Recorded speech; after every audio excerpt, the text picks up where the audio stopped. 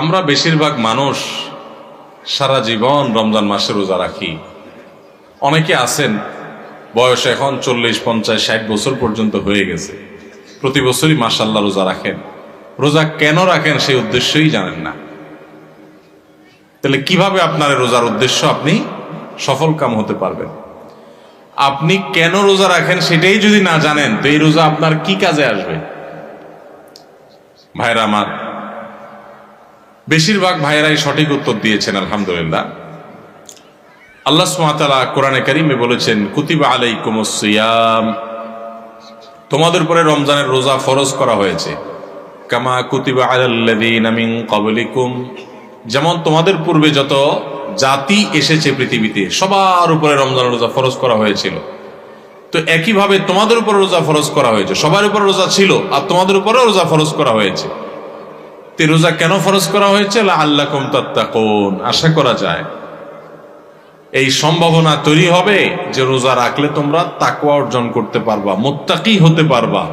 তাকওয়া অর্জন করা আর মুত্তাকি হওয়ার মানে হলো আল্লাহর ভয় থেকে, আল্লাহর প্রতি শ্রদ্ধা থেকে, আল্লাহর সকল আদেশ নিষেধগুলো মেনে চলা, এর নাম হলো তাকওয়া। তাকওয়া হলো কি? আল্লাহর ভয়ে, যে আল্লাহর সামনে দাঁড়াতে হবে, আল্লাহর সমস্ত আদেশ নিষেধ আমাকে মেনে চলতে হবে, সেই চেতনা থেকে আল্লাহর সমস্ত আদেশ সকল নিষেধগুলো থেকে বেঁচে থাকা, সকল আদেশগুলো মেনে চলা আর সকল নিষেধ থেকে বেঁচে থাকা, এর নাম কি? তাকওয়া। রমজানে আমরা রোজা রাখি মূলত এই তাকওয়া অর্জন করার জন্য। তাকওয়া শিখায় আমাদেরকে রোজা। এখন প্রশ্ন উঠতে পারে যে রমজানের রোজা কিভাবে আমাদেরকে তাকওয়া শিখায়? এখানে একজনে প্রশ্ন উত্তর দিচ্ছেন যে আমরা রোজা রাখি আল্লাহকে খুশি করার জন্য, আল্লাহর সন্তুষ্টির জন্য, আল্লাহর দিদারের জন্য। আরেকজন বলেছেন আল্লাহর নৈকট্য অর্জন করার জন্য। এই উত্তরগুলো সবগুলোই ঠিক আছে, কিন্তু এগুলো হলো রোজার দূরবর্তী উদ্দেশ্য। রোজার একটা নিকটবর্তী উদ্দেশ্য আছে, আরেকটা আছে দূরবর্তী উদ্দেশ্য। আমরা অনেক কাজ করি যে কাজগুলোর একটা প্রাথমিক উদ্দেশ্য থাকে, আরেকটা থাকে চূড়ান্ত উদ্দেশ্য। যেমন আপনি এখান থেকে রিকশায় উঠেছেন, রিকশায় উঠে আপনি মেইন রোডে যাবেন, বাড্ডা যাবেন, আফতাবনগর গেইটে যাবেন, রিকশায় উঠেছেন। আপনি আসলে বের হয়েছেন আপনার মতিঝিলে কোনো কাজ আছে। তো আপনি যে রিকশায় উঠছেন, আপনাকে কেউ যদি জিজ্ঞাসা করে কই যাচ্ছেন, তখন এটার দুইটা উত্তর হতে পারে। একটা হতে পারে ভাই রিকশায় চড়ছি, রিকশায় করে আফতাবনগর যাব, বা রিকশায় করে বাড্ডা পর্যন্ত যাব।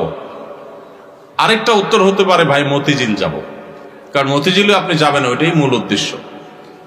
তো মতিঝিল গেলেও রিকশায় তো আর মতিঝিল যাবেন না, রিকশায় আপনি মেইন রোড পর্যন্ত যাবেন, এরপরে বাসে সিএনজিতে করে আপনি বা অন্য কোনো কিছুতে করে আপনি মতিঝিল যাবেন। তো এই যে রিকশায় করে আপনি প্রথমে একটা জায়গায় যাবেন, এরপরে আরেকটা গাড়িতে করে আপনি আপনার মূল জায়গায় যাবেন। এই মূল জায়গায় যাওয়াটা হলো চূড়ান্ত লক্ষ্য, আসল উদ্দেশ্য, শেষ উদ্দেশ্য। আর প্রাথমিক উদ্দেশ্য হলো ওই যে মেইন রোড পর্যন্ত যাওয়া। ঠিক একইভাবে রমজানের রোজার দুইটা উদ্দেশ্য আছে। কয়টা উদ্দেশ্য আছে? একটা হলো প্রাথমিক উদ্দেশ্য, আরেকটা হলো ফাইনাল উদ্দেশ্য। একটা প্রাইমারি উদ্দেশ্য, আরেকটা হলো ফাইনাল উদ্দেশ্য। একটা হলো প্রাথমিক টার্গেট। প্রাথমিক লক্ষ্য হলো রমজানের রোজার, এর মাধ্যমে আমরা তাকওয়া অর্জন করব, মুত্তাকি হইতে পারবো।